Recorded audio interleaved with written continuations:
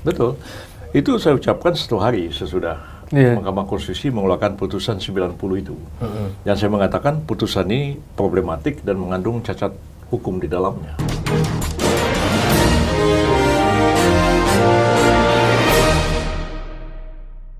Selamat sore para netizen dimanapun kita berada, salam inspirasi bagi kita semua. Wow, ini menarik apa yang disampaikan oleh Yusril ya. Ternyata hari ini Yusril akui sebut putusan 90 problematik ya, dan bahkan itu cacat hukum terkait dengan lolosnya Gibran menjadi cawapres ya. Bahkan pencalonan Gibran tetap sah katanya, dan keputusan Mahkamah Konstitusi dianggap sebagai ya putusan yang mutlak, tidak bisa diganggu-gugat. Jelas mereka begitu. Dalam artian bahwa kalau memang keputusan Mahkamah Konstitusi dianggap sebagai suara Tuhan, tidak bisa diganggu-gugat lagi, apakah seperti itu demokrasi kita? Kalau memang tidak bisa diganggu-gugat, ya, apakah tidak bertentangan dengan undang-undang di situ begitu kan? Maka kenapa undang-undang ini tidak dibahas di DPR? Kenapa tidak kok 40 tahun? Kenapa kok tidak 18 tahun sekalian ya, 20 tahun sekalian begitu? Kenapa sekarang ini tetap ya yang penting menjadi calon presiden dan wakil presiden ya tetap menjadi acuan apa yang diputuskan oleh Mahkamah Konstitusi, yaitu yang penting pernah pengalaman menjabat pemerintahan di daerah. Kalau seperti itu maka jelas nanti ada presiden muda begitu kan, 20 tahun. Ya bisa saja, yang penting pernah menjabat kepala daerah dan sebagainya.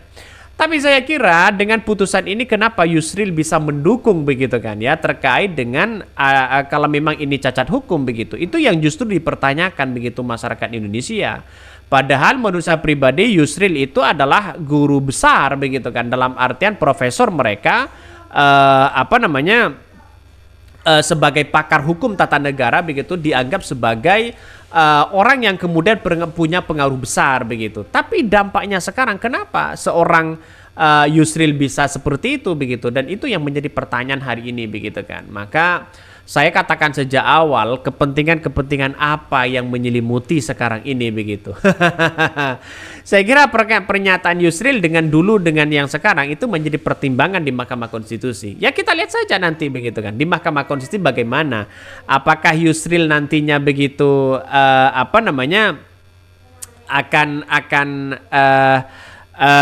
menjadi pertimbangan begitu pernyataan Yusril dengan dulu dengan yang sekarang begitu, karena ini dikutip terus begitu kan dari masyarakat Indonesia. Apalagi para saksi dan ahli mengutip dari pernyataan Yusril itu begitu. Ya kita tunggu sajalah apakah nasibnya juga akan sama atau bagaimana. Tapi yang jelas bagi kami adalah hal yang biasa begitu kan ya. Bahkan ini salah satu apa yang disampaikan Yusril justru mengakui bagaimana putusan-putusan Mahkamah Konstitusi itu begitu, bahwa itu adalah cacat moral, cacat hukum di situ. Jelas ini kan Mahkamah Konstitusi akan mengembalikan citra bagaimana nantinya begitu kan ya. Apakah MK tetap tercoreng atau tidak? Karena begini.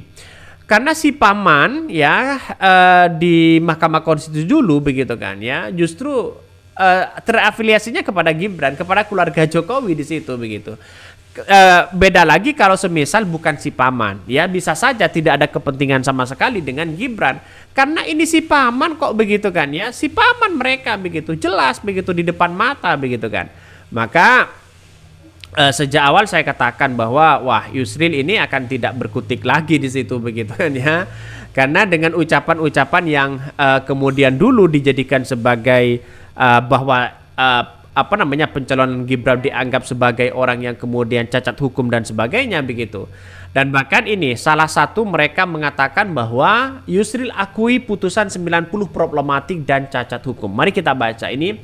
Bagaimana cerita cacat hukum dibilang sah? Konstitusi buat apa jika tidak menjamin hal yang konstitusional? Sekarang pengacara banyak yang aneh-aneh, apalagi jika ada materi ya, ada matre ya, nempel pakai ludah saja, pakai dijilat, dijabani, wala. Ini komentar dari netizen, ngeri begitu ya. Ada juga yang berkomentar sama saja seorang ya bidan mengakui ada bayi yang terlahir dari anomali di kedua kaki atau cacat atau lumpuh. Namun bidan tersebut setuju kalau nanti sang bayi akan mampu melompat dan berlari. Ya kita lihat saja di situ. Sebuah realitas dan perkembangan politik saat ini. Apakah nanti cawe-cawenya begitu kuat ya? Apakah suara Mahkamah Konstitusi dianggap sebagai suara Tuhan, tidak bisa diganggu-gugat dan sebagainya? Lihat saja nantinya begitu. Maka sejak awal saya katakan bahwa kalau memang sudah cacat hukum begitu kan, kenapa kok masih sah dan sebagainya? Ini menjadi pertanyaan. Ada-ada aja aturan ini. Kadang kita semua dianggap sebagai bodoh ya, logika hilang dengan pernyataan seperti ini, katanya begitu. Jadi saya rasa apakah pengacara itu tidak pernah salah? Nah, kenapa kok selalu benar begitu kan ya? Ya kita lihat saja pengacara-pengacara hari ini begitu kan ya. Ketika ada kliennya salah, mereka dibela begitu dengan sebuah kebenaran ini, kebenaran itu dan sebagainya. Artinya pengacara kan tidak pernah salah begitu.